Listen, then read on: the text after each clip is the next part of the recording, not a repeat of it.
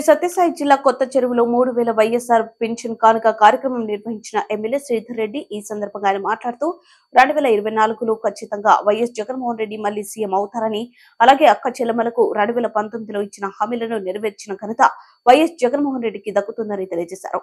ఈ కార్యక్రమానికి ఎంపీటీసీలు, సర్పంచ్లు, మండల కన్వీనర్లు, వైఎస్ఆర్సీపీ నాయకులు, కార్యకర్తలు పెద్ద ఎత్తున పాల్గొన్నారు. 15,000, 20,000 లంచాలు తీసుకొని భర్తను కోల్పోయి కుటుంబాన్ని పోషించే బాధ్యత, భారము ఆ అక్క చెల్లెమ్మల మీద పడితే అలాంటి వితంతువుల దగ్గర కూడా 15,000, 20,000 లంచాలు తీసుకున్నటువంటి ఈ జన్మభూమి కమిటీ సభ్యులు మీరు ఒక్కసారి గుర్తు చేసుకోండి.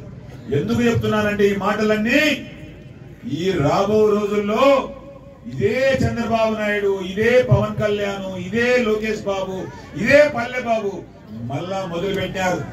మెడకు మోగులు అంటే మోగులు అంటే అర్థమైందే, బంగారు గొలుసులు చేయించాం, బంగారు గాజులు చేయించాం, కాళ్ళకు బంగారు కంకణాలు పెడతామని చెప్పి బయలుదేరినారు. కాబట్టి వీళ్ళ మాటలు విన్నామంటే ఎండమావులు పట్టుకొని పరిగెత్తినట్లే ఉంటారు. ఎండమావులను పట్టుకొని పరిగెత్తితే నీళ్లు ఉన్నాయని పరిగెత్తాం, తాగేదానికి ఏమో నీళ్లు దొరుకుతాయని చెప్పేసి ఆడవి ఎండమావులు అంటే మనకు దూరం నుంచి నీళ్లు ఉన్నట్టు కనపడతా ఉంటాయి.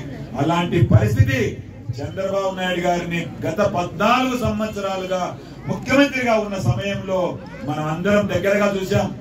ఈ రోజు మీరు ఒకటి గమనించండి, డ్వాక్రా రుణాలు మాఫీ చేస్తానని చెప్పి అధికారంలోకి వచ్చిన తర్వాత చంద్రబాబు నాయుడు గారు పూర్తిగా డ్వాక్రా అక్క చెల్లెమ్మలకు మోసం చేసి, డ్వాక్రా అక్క చెల్లెమ్మలు ఎక్కడైనా కనబడితే అదే డ్వాక్రా అక్క చెల్లెమ్మలను ఎవరు ఎందుకు వచ్చినారు అని పోలీసులకు చెప్పి ఈడ్చిపడేయండి, పోలీసులకు చెప్పి అక్క చెల్లెమ్మలు ఇచ్చినటువంటి పరిస్థితి మీరు ఒకసారి గుర్తు చేసుకోండి.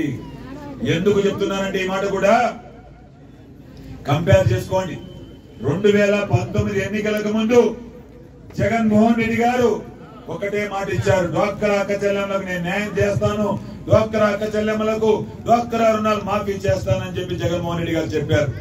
జగన్మోహన్ రెడ్డి గారు ఇచ్చిన మాట కట్టుబడి పూర్తి స్థాయిలో మీరు 2019వ సంవత్సరం ఏప్రిల్ 11వ తారీఖున పోలింగ్ బూత్ లేకపోయి ఓటేసే నాటికి ఈ రాష్ట్ర వ్యాప్తంగా 27,600 కోట్ల రూపాయల అప్పు ఉంది.